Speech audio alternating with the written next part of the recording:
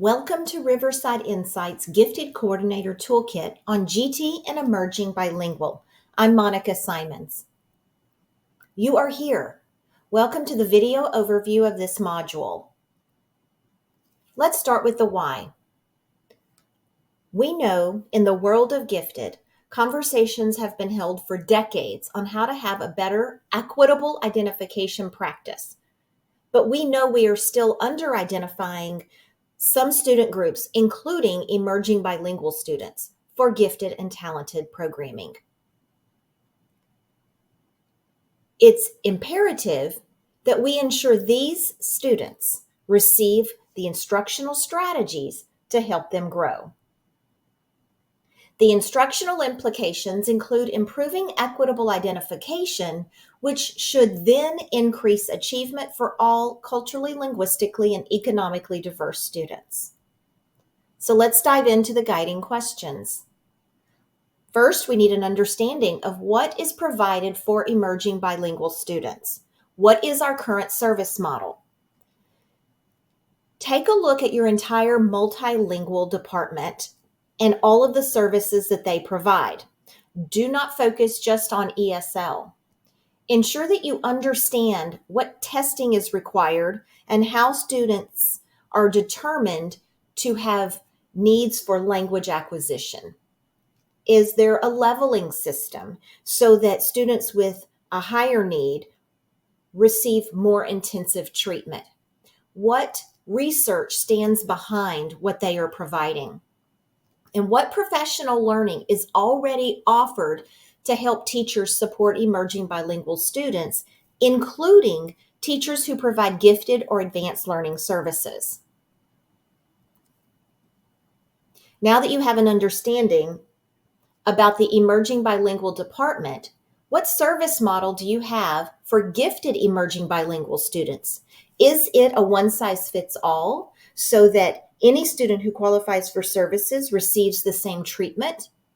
Or do you have specific teachers or programming options to help students who have high ability but who are emerging bilingual so that they have the language acquisition supports that they need? And what is your district's equity index for emerging bilingual students? If you don't know how to calculate your equity index, there is a document in the references to help you do so. I will point it out when we come to that part. And here is probably the most important piece. How can the gifted or advanced learning department collaborate with the emerging bilingual department? What are they doing together so that each of the teams understands how to support the other, which ultimately best supports our students?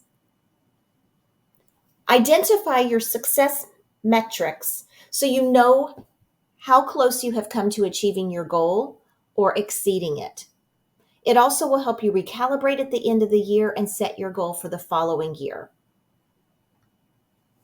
We all know that a return on our investment is important. Identify other student groups who would benefit from the instructional strategies proposed for emerging bilingual GT students.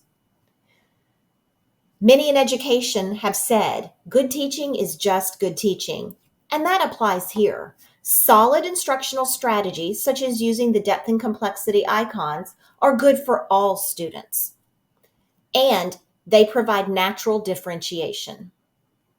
Your 3 best practices include partnering with your district colleagues who are working with your multilingual learners and providing joint professional learning opportunities so teachers closest to the students become talent scouts to support gifted referrals.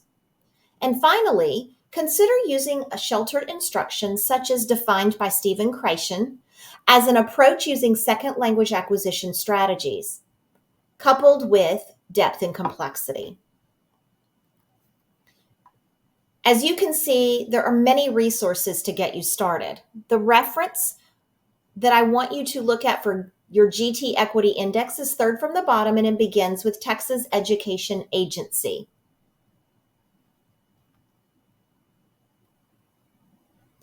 We hope this video overview of the Gifted Coordinator Toolkit for GT and emerging bilingual students has been helpful.